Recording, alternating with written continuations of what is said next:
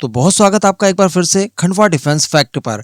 आज की इस वीडियो में हम लोग बात करने जा रहे हैं भारत और इजराइल के बीच में होने जा रही भारतीय आर्मी के लिए एक नई डील को लेकर। जी हाँ, तो चलिए आगे डिस्कस करते हैं क्या खबर निकल कर आई है। आप बस इसी तरह की वीडियोस के लिए चैनल को सब्सक्राइब जरूर कर दीजिएगा। तो देखिए, 2 ही दिन पहले हम लोगों ने डिस्कस किया था कि कुछ खबरें इस तरह की निकल कर आ रही है कि हमारे जो नजदीकी दोस्त हैं, जिसमें इजराइल का नाम ले लीजिए, यूरोपियन देशों का नाम ले लीजिए और इवन रशिया का भी नाम ले लीजिए, इन तीनों ही पक्षों के द्वारा अपने अपने हाईटेक वेपन्स भारत में मैन्युफैक्चर कराए जाने की तैयारियां शुरू कर दी है। जिसको लेकर मैंने आपको कई सारे आर्ग्यूमेंट्स दिए थे कि इससे दोनों ही पक्षों को, यानी भारत जो कि मैन्युफैक्चरर होगा और ये लोग जो कि डेवलपर होंगे और भारत के अंदर अपने वेपन्स को मैन्युफैक्चर कराएंगे, तो दोनों ही पक्षों को किस किस तरह के फायदे होंगे। अब इसी से संबंधित एक खबर निकल कर आ रही है। देखिए, इजराइल की अगर बात की जाए तो इजराइल ने ये काम एक्चुअली करना शुरू करवा दिया है। हम सभी को याद है कि पहले एल्बिट सिस्टम के द्वारा तैयार किए जाने वाले हर्मिश 900 ड्रोन भारत के अंदर ऑलरेडी मैन्युफैक्चर किए जा रहे हैं अडानी डिफेंस के द्वारा।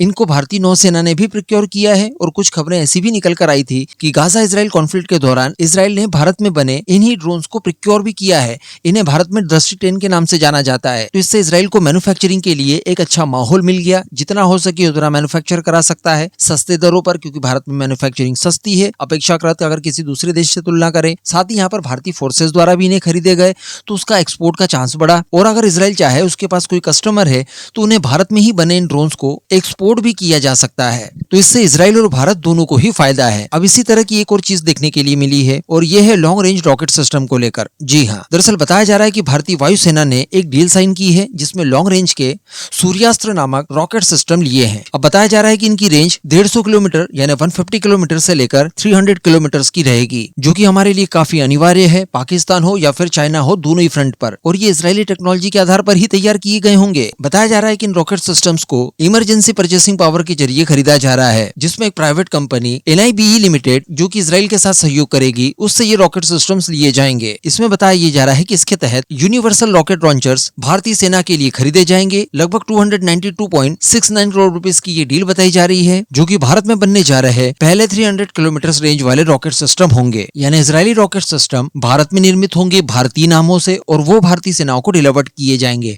इसी तरह से इन स्वदेशी निर्मित रॉकेट सिस्टम्स को इजराइल चाहे तो किसी अन्य देश एक्सपोर्ट कर सकता है। किसी तरह की कोई परेशानी बीच में नहीं आएगी, क्योंकि गाजा इजराइल कॉन्फ्लिक्ट की वजह से इजराइल की छवि काफी धूमिल हुई है। इजराइल के ऊपर कुछ देशों ने प्रतिबंध भी लगा दिए हैं और उसका जो डिफेंस एक्सपोर्ट है उसके बाधित होने की आशंकाएं जताई जा रही है। तो इन सारी टेंशन से इजराइल को भी मुक्ति मिल जाएगी, भारत को भी अपने ही देश में निर्मित हथियार भी मिल जाएंगे। इसके जरिए हमारे देश में टेक्नोलॉजी आएगी, लोगों को रोजगार मिलेगा, इकोसिस्टम डेवलप होगा।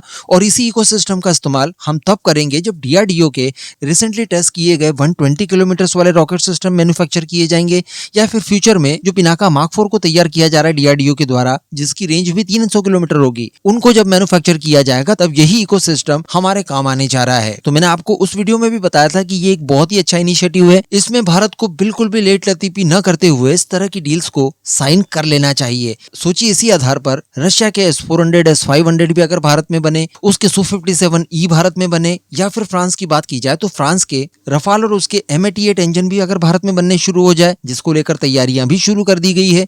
या बात की जाए इटली की, तो इटली के टॉर्पीडोज वगैरह, या फिर अगर बात की जाए जर्मनी की, जिसने भारत को स्पेशल स्टेटस तक दे रखा है इन्हीं चीजों के लिए, उसकी सबमरीन्स वगैरह भारत में बने, तो इस माध्यम से भारत को काफी बेनिफिट हो सकता है।